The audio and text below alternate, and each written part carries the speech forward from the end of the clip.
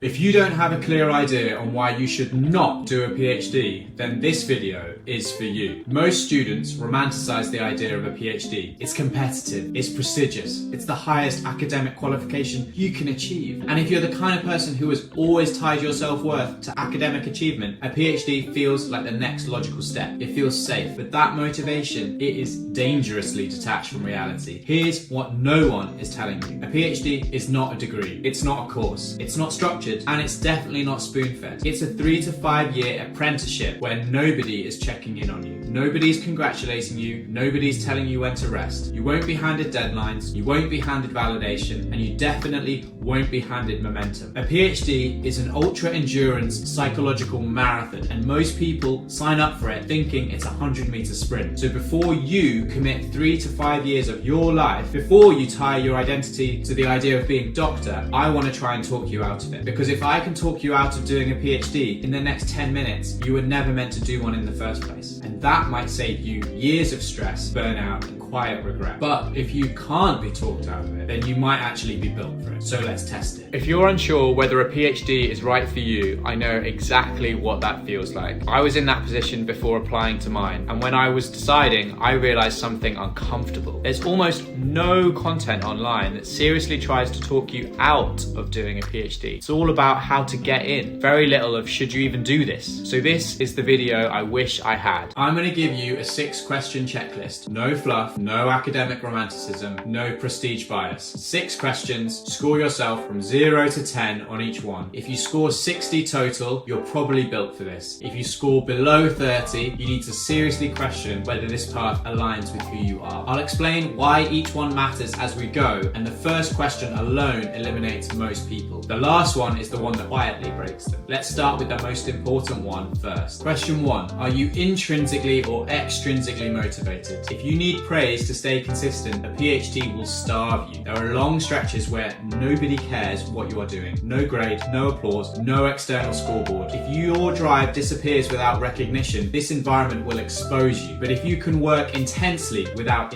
anyone watching, you pass this first gate. And the second one is even more uncomfortable. Are you a star player or a systems player? At school, you were rewarded for being exceptional. In research, you are one component in a long intellectual chain. Papers are collaborative, grants are collaborative, progress is collaborative. If you need to be the smartest person in the room, academia will quietly humble you. But if you care more about contribution than credit, you're aligned. Now here's where most high achievers struggle. Question 3. Do you need structure or can you create it? A PhD gives you freedom, and that sounds good, until you realize freedom means no deadlines unless you set them, no schedule unless you build it, no progress unless you initiate it. If you wait for instruction, you will drift for months, and drifting in a PhD feels like drowning slowly. But if you can generate your own momentum, you are dangerous in this environment. You're a weapon. The next filter is brutal. Number 4, can you delay gratification for years? Not weeks, years. Papers can take 12 months, projects can collapse, experiments can fail. You will work incredibly hard on things that may never see daylight. If you need quick wins, this will feel like punishment. But if you think in 5-year time horizons, you gain an asymmetric advantage. And now we get to the identity question. Number 5, are you comfortable being wrong publicly? At undergraduate level, you master knowledge. At PhD level, you expose ignorance. You propose ideas that might fail. You defend arguments that might collapse. You submit work that might be rejected repeatedly. If being wrong threatens your identity, this environment will grind you down. But if you see criticism as calibration, you will evolve faster than everyone else. And this last one is the silent predictor of PhD success. Number 6, do you actually like the process? Not the title, not the status, not the graduation photo, the process. Reading, thinking, rewriting, failing, trying again. Because if you don't love this process, you will not survive the repetition. And most people don't realize that until year 2.